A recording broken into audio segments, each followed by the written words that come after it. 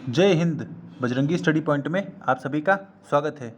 साथियों, अगर आप सभी को पता चले कि चावल में गाय का मांस है तो सबकी भावनाएं आहत होंगी कि नहीं, क्योंकि गाय हमारे देश में बहुत ही पूजनीय जानवर है और गाय को हम लोग गौ माता भी कहते हैं और गौ माता के साथ आस्था भी जुड़ी हुई है।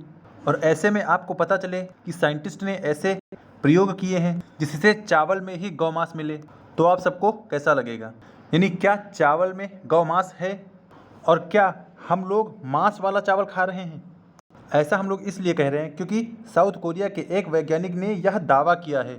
तो इस वीडियो में हम लोग इस पूरे मामले को डिस्कस करने वाले हैं और जानने वाले हैं कि सच्चाई क्या है, कि क्या हम लोग मांस वाला चावल तो नहीं खा रहे हैं। यानी अब तक हम लोग खुद को वेजिटेरियन बताते आ रहे थे कि हम तो वेजिटेरियन हैं, शाकाहारी हैं, तो अगर हम लोग मांस वाला चावल खा रहे हैं तो हम लोग तो नॉन वेजिटेरियन हो जाएंगे। तो इन सब पर हम लोग चर्चा करने वाले हैं और आपको इस बात का जवाब मिलेगा कि क्या हम लोग मांस वाला चावल खा रहे हैं और ये कि गौ मांस वाला चावल होता क्या है। तो चलिए वीडियो को स्टार्ट करते हैं। देखिए, चावल हमारे यहाँ सबसे ज़्यादा खाया जाने वाला अनाज है। हम लोग चाहे कितनी भी रोटी खा लें, अगर थोड़ा सा चावल नहीं खाते हैं तो यही लगता है कि अभी पेट भरा नहीं है। और इसी चावल में साउथ कोरिया के वैज्ञानिक ने एक ऐसी चावल की किस्म बनाई है जिसमें बीफ पहले से ही इंसर्टेड है। बीफ मतलब होता है गाय का मांस, तो गाय का मांस इसमें पहले से ही इंसर्टेड है। तो ये हैं वो साउथ कोरिया के वैज्ञानिक जिन्होंने चावल की ऐसी किस्म बना दी है जिसमें बीफ पहले से ही इंसर्टेड रहेगा। तो आप लोग कहेंगे कि क्या चावल में इंजेक्शन से गाय का मांस घुसाया गया है क्या? तो लगभग समझ लीजिए कि हाँ, ऐसा ही कुछ किया जा रहा है। तो देखिए, इस समय हर तरफ यही सुर्खी चल रही है और आप इसे करंट अफेयर्स के हिसाब से काफ़ी इंपॉर्टेंट मान सकते हैं कि बीफ राइस या मीटी राइस कहाँ पर चर्चा में था। इसे बीफ राइस या मीटी राइस भी बोला जाता है। लिखा है meaty rice South Korean professor aims to change global protein. यानी यहाँ पर तो ये लोग ग्लोबल प्रोटीन को चेंज करने की बात कर रहे हैं। देखिए, यहाँ पर भी सुर्खी है कि South Korean scientist are now making rice with beet cells to revolutionise how the world eats. और यहाँ एनडीटीवी ने भी यही कहा कि revolutionary food meat injected in individual grains of rice in Seoul lab. यानी साउथ कोरिया की राजधानी है सियोल और सियोल की लैब में जो चावल है उसमें मीट इंजेक्ट कर दिया गया है। तो सबसे पहले आप लोग यह जान लीजिए कि आप लोग जो अभी तक चावल खाते आ रहे हैं वो पूरी तरह से वेज है, यानी शाकाहारी है। यानी अब आप लोग राहत की सांस ले सकते हैं कि आप लोग शाकाहारी चावल ही खा रहे हैं पूरी तरह से। और बाकी अगर हम लोग बीफ राइस की बात करें या मीटी राइस की बात करें, मीटी मतलब मांस वाला चावल, तो उसमें एक वैज्ञानिक ने गाय का स्टेम सेल ले लिया। स्टेम सेल क्या होता है? स्टेम सेल होता है जो खुद से सेल्स में मल्टीप्लाई हो सके। जैसे एक सेल है तो 1 से 2 हुई, 2 से 4 हुई, 4 से 8 हुई, यानी सेल का एक्सपेंशन आप कह सकते हैं, तो वो है स्टेम सेल। तो वैज्ञानिक ने चावल में ऐसा ही स्टेम सेल डाला है, वो भी डाला है गाय के मांस का। और ऐसा उन्होंने इसलिए किया है क्योंकि यह चावल अब प्रोटीन से भरपूर होगा और फैट भी इसमें ज़्यादा रहेगा। देखिए, जो भी अनडेवलप्ड नेशन है, जो भी अल्प विकसित राष्ट्र हैं, उसमें लोगों को प्रोटीन की कमी होती है और फैट की कमी होती है। तो उन लोगों को ध्यान में रखते हुए कि उनको प्रोटीन की कमी ना हो और फैट की कमी ना हो, इसलिए ऐसा राइस तैयार किया जाए, ऐसा चावल तैयार किया जाए जिसमें भरपूर मात्रा में प्रोटीन और फैट हो। तो उसके लिए इन्होंने इस चावल को मीटी राइस कहा है और ऐसे चावल की खोज की गई है। क्योंकि ये जो राइस है बीफ राइस या मीटी राइस, इसमें प्रोटीन साधारण से 8% ज़्यादा है और जो फैट है वो नॉर्मल से 7% ज़्यादा है। यानी इसका जो कंजम्पशन करेगा उसे प्रोटीन भी मिलेगी और फैट भी मिलेगा। और इसीलिए यहाँ पर सुर्खी बनी है कि South Korean professor aims to change global protein, यानी दुनिया को अब ये लोग प्रोटीन देंगे। और आप कहेंगे कि चावल में ही ऐसा क्यों किया गया है? क्योंकि देखिए, चावल ही सबसे ज़्यादा खाया जाने वाला अनाज है, मैंने पहले भी बताया। तो इसीलिए इसमें ही प्रोटीन और फैट को ऐड किया गया है ताकि उससे इन्हें लाभ मिल सके। तो आप लोग इन दो टर्म को याद रखिएगा कि एक बीफ राइस क्या होता है या मीटी राइस क्या होता है। इसी का नाम बीफ राइस है और मीटी राइस, यानी इसमें मांस मिला हुआ है। तो चलिए आगे बढ़ते हैं, कुछ और बात कर लें। जैसे यहाँ पर लिखा है, दक्षिण कोरियाई वैज्ञानिक प्रोटीन कोशिकाओं से युक्त चावल की एक नई किस्म विकसित कर रहे हैं जिसका लक्ष्य प्रोटीन का अधिक नैतिक स्रोत प्रदान करना है। यानी इसके पीछे मंशा तो यही है कि फिलहाल लोगों को प्रोटीन की कमी ना हो और ज़्यादा से ज़्यादा प्रोटीन और उनको फैट प्रोवाइड कराया जाए। और इसका नाम मीटी राइस नामक इस नवीन प्रकार के चावल में हल्की मक्खन जैसी सुगंध होती है। यानी इसमें स्मेल कैसी होती है? तो मक्खन जैसी सुगंध होती है। यह नियमित चावल जैसा ही दिखता है लेकिन गुलाबी रंग के साथ, यानी जो नॉर्मल चावल आता है वैसा ही दिखेगा लेकिन थोड़ा सा गुलाबी रंग इसमें रहेगा। और बाकी इसमें साइंटिस्ट ने यह पुष्टि की है कि इस प्रक्रिया में किसी भी जानवर को नुकसान नहीं पहुंचाया गया है क्योंकि चावल में गोमांस की मांसपेशी और वसा कोशिका शामिल है। यानी वही यहाँ पर स्टेम सेल की बात की गई है। कि इसमें स्टेम सेल शामिल है, ना कि किसी जानवर को आहत किया गया है। और इससे ये लोग करेंगे क्या, तो इससे ये लोग कल्चर्ड मीट का उपयोग करके हम पशुधन के वध के बिना पशु प्रोटीन प्राप्त कर सकते हैं। क्योंकि देखिए बहुत से लोगों का ये मानना है कि अगर हम लोग मीट खाएंगे, फिश मछली खाएंगे, मटन खाएंगे, ये सब खाएंगे तो हमें प्रोटीन ज़्यादा मिलेगा। तो उसी के लिए यहाँ पर कल्चर्ड मीट तैयार किया। अब कल्चर्ड मीट क्या होता है, देखिए किसी जानवर को मारे हुए लैब में तैयार किया हुआ मीट कल्चर्ड मीट कहलाता है, यानी लेबोरेटरी में तैयार किया हुआ मीट कल्चर्ड मीट कहलाता है। अब उसमें किसी जानवर को मारा नहीं जाएगा, बस सिर्फ उसके स्टेम सेल को ले लिया जाएगा। देखिए इससे पहले हम लोग जीएम मॉस्किटोज की बात कर चुके हैं, यानी जेनेटिकली मॉडिफाइड मच्छरों की। उसमें क्या किया गया था, उसमें मच्छरों की जीन्स में चेंज किया गया था, लेकिन इसमें ऐसा नहीं किया जा रहा है, ये उससे अलग है। ये देखिए ये है cultured meat, lab grown meat, यानी पूरी तरह से लैब में बनाया गया है और इसमें किसी भी पशु को आहत नहीं किया गया है। और इसमें किया ये जाता है, ये तो फिलहाल कल्चर्ड मीट है, लेकिन जो चावल होगा, चावल के अंदर ही बीफ को डेवलप, यानी जो मांस को डेवलप करती है उस स्टेम सेल को उसमें इंजेक्ट कर दिया जाएगा और उसी से चावल में खुद ब खुद प्रोटीन ऐड होती जाएगी और फैट भी ऐड होता जाएगा। तो यहाँ पर देख लेते हैं संकर यानी हाइब्रिड चावल बनाने की प्रक्रिया। अब क्योंकि ये हाइब्रिड है, यानी किसी न किसी चीज़ से मिलके बना है, इसीलिए इसे हाइब्रिड या संकर बोला जाता है। और चावल को इसलिए चुना गया, चावल को उसके असाधारण पोषक वैल्यू मूल्य के कारण मुख्य भोजन के रूप में चुना गया है, क्योंकि चावल हर जगह खाया जाता है, जिसमें 80% कार्बोहाइड्रेट और 20% प्रोटीन और अन्य पोषक तत्व होते हैं।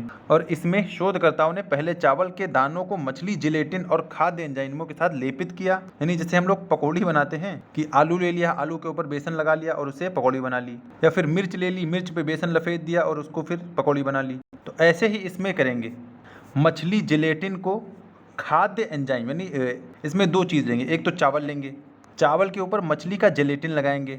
अब आप कहेंगे जिलेटिन क्या होता है, जो कॉस्मेटिक में यूज़ होता है उसे जिलेटिन बोलते हैं। तो इसमें इस चावल पर जिलेटिन लगाएंगे और एंजाइम लगाएंगे, यानी खाद्य एंजाइम, ताकि कोशिकाओं के लिए इसे पकड़ना आसान हो, यानी सेल इस खाद्य एंजाइम को पकड़ सकती हैं और उसमें खुद में वो डेवलप कर सकती हैं। तो चावल पे मछली का जिलेटिन रहेगा और खाद्य एंजाइम रहेंगे और उसी से इस चावल को तैयार कर लिया जाएगा। उसके बाद उन्होंने अनाज में गाय की मांसपेशियों और वसास्टेम कोशिकाओं को जोड़ा और उन्हें 11 दिन तक पेट्री डिश में बढ़ने दिया, यानी ऐसा उन्होंने प्रयोग किया है। ये देखिए ये ऐसा कुछ करेंगे, एक तो फिश जेलेटिन मिला देंगे और फूड ग्रेड एंजाइम मिला देंगे।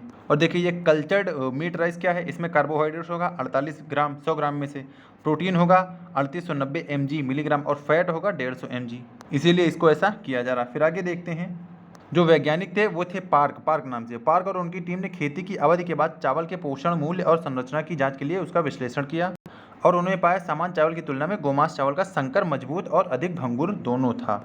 और उसके लिए उन्होंने टेस्ट बताया कैसा था, पावरट था और थोड़ा मीठा था। उन्होंने थोड़ा बताया कि ये स्वीट टेस्ट इसका आएगा। और बाकी इसमें जब चावल पकाया जाता है तो चावल अपनी पारंपरिक उपस्थिति बरकरार रखता है, यानी वैसा ही नॉर्मल तरह ही बिहेव करेगा और इसका टेस्ट भी वैसा ही होगा। फिर आगे बात करते हैं, उन्होंने यह कहा कि हालांकि यह गोमांस के स्वाद के बाद बिल्कुल नकल नहीं करता है, यानी जो गौ का मांस होता है उसकी नकल नहीं करता, लेकिन यह एक सुखद और नया अनुभव प्रदान करता है कि भाई अब ये हाइब्रिड है तो एक ये नया ही टेस्ट बन के उभरेगा। और रिपोर्ट में कहा गया कि अधिक पशु वसा वाले चावल की गंध क्रीम, मक्खन और नारियल के तेल की तरह थी। और इस चावल से और ये एक फ़ायदा ये होगा कि अब हमें या लोगों को गाय मारने की ज़रूरत नहीं होगी। देखिए पहले जब लोग गाय का मांस खाते थे तो उसे मारते थे, लेकिन अब इस चावल में क्या होगा, इसमें स्टेम सेल खुद को डेवलप कर लेंगी बीफ की तरह, तो इससे अब किसी जानवर को नहीं मारा जाएगा, यानी बिना जानवर को मारे हुए वो लोग उसका स्वाद पा सकते हैं और न्यूट्रिशन भी पा सकते हैं, भाई प्रोटीन भी है और इसमें फैट भी है। तो इससे जानवर के जानवर भी बच जाएंगे और लोगों को उसका टेस्ट भी मिल जाएगा। और फिर और क्या कर रहा है कि पोषण से भरपूर और अधिक किफ़ायती, यानी थोड़ा सस्ता भी है और इसमें पोषण भी काफ़ी है क्योंकि प्रोटीन और इसमें फैट ज़्यादा है। तो संवर्धित बीफ चावल कम कार्बन छाप छोड़ते हुए प्रोटीन का अधिक लागत प्रभावी स्रोत प्रदान कर सकता है। तो इसलिए ये चावल काफ़ी अच्छा माना जा सकता है आगे आने वाले टाइम में। और अगर हम लोग पुराने और नए चावल को कंपेयर करें तो देखिए ये बेयर राइस यानी पुराना चावल, तो इसमें कार्बोहाइड्रेट तो सेम है, लगभग सेम मात्रा है, लेकिन प्रोटीन यहाँ 3580 mg है, यहाँ पर 3890 mg है, यानी इसमें लगभग 8% की प्रोटीन में 8% की बढ़ोतरी हुई है। और फैट यहाँ पर 140 था और यहाँ फैट 150 mg हो गया है, तो फैट में भी लगभग 7% का इजाफा देखने को मिला है। और उन्होंने यह भी बताया है कि अगर इस चावल को कॉमर्शियलाइजेशन किया जाता है, यानी अगर इसे बेचने के पर्पज़ से बनाया जाता है, तो इसकी लागत लगभग $2.23 प्रति किलोग्राम हो सकती है, यानी अगर रुपयों में बात करें तो लगभग 200 रुपये पर किलोग्राम हो सकती है। लेकिन वहीं पर गो मांस की कीमत है $14, प्रति किलोग्राम, यानी 14, यानी ये लगभग 1200 के आसपास आती। तो कहाँ 200 रुपये और कहाँ 1200 रुपये। तो ये इफेक्टिव भी है, कॉस्ट इफेक्टिव भी है और पोषण से भरपूर भी है। तो बिना किसी जानवर को मारे हुए उनको इसका स्वाद भी मिल जाएगा और कम पैसों में, कम खर्चने में भी मिल जाएगा। अच्छा, आपके मन में एक सवाल और होता होगा कि क्या ज़रूरत थी इस चावल को बनाने की, डायरेक्ट वो लोग जब गाय मांस खा रहे थे तो अब भी खाते। तो ये इन्वायरमेंट के हिसाब से काफ़ी इंपॉर्टेंट है कि अधिक पर्यावरण अनुकूल है। देखिए, जब कोई जानवर का मांस कोई अगर निकालेगा या खाएगा तो पहले वह जानवर खुद, मतलब जितनी ज़िंदगी वो रहा है या 8-10 साल, जितना साल वो रहा है, तो उसने खुद भी तो खाया होगा। और जानवर जब जुगाली करते हैं तो उससे मीथेन गैस भी निकलती है जो कि एक ग्रीन हाउस गैस है। तो इसीलिए यहाँ पे देखिए लिखा, मवेशी पालन जिसके लिए चारागार के बड़े क्षेत्रों की आवश्यकता होती है, यानी भाई ग्रास लैंड का पूरा बड़ा एरिया होना चाहिए और सालाना 100 मीट्रिक टन से अधिक मीथेन वायुमंडल में छोड़ता है। क्योंकि मीथेन भाई ग्लोबल वार्मिंग को बढ़ाने में मदद करती है, इसीलिए इसको भी कम किया जाना चाहिए। और वैज्ञानिकों का प्रस्ताव है कि पारिस्थितिक तंत्र के लिए इससे बचने के लिए रणनीति खोजना बेहतर हो सकता है। तो ये एक बहुत ही बेटर ऑप्शन है, एक तो इन्वायरमेंट के लिहाज से भी, दूसरा कॉस्ट के लिहाज से, और तीसरा पोषक तत्वों के लिहाज से। एक तो ये होगा, और चौथा कि अगर कोई आदमी जानवर खा रहा है तो उसे मतलब एक नैतिक हीनता आती है कि यार मैंने तो किसी जानवर को खाया है, लेकिन चावल खाएगा तो इसे इतना हीन फील नहीं होगा। तो इसमें एक मोरलिटी भी ऐड हो जाती है।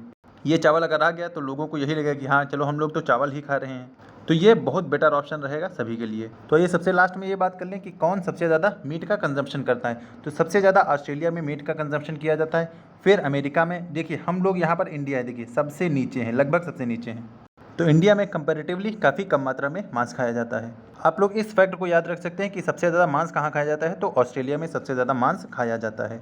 और आप सभी को क्या लगता है कि इस राइस से हमें कितना फ़ायदा होगा? देखिए सबके अपने अपने मत हो सकते हैं कि हाँ ये सही है, ये सही नहीं है। तो जिसका जैसा ओपिनियन हो वो हमें कमेंट बॉक्स में बता सकता है। और आपको यह जानकारी कैसी लगी हमें कमेंट में बताइएगा। और वीडियो अच्छा लगा हो तो इसे लाइक कर दें, चैनल पर पहली बार आ रहे हो तो उसको सब्सक्राइब कर लें, ताकि करंट से जुड़ी कोई भी अपडेट आती है तो आप सब तक वीडियो के माध्यम से साझा कर दी जाए।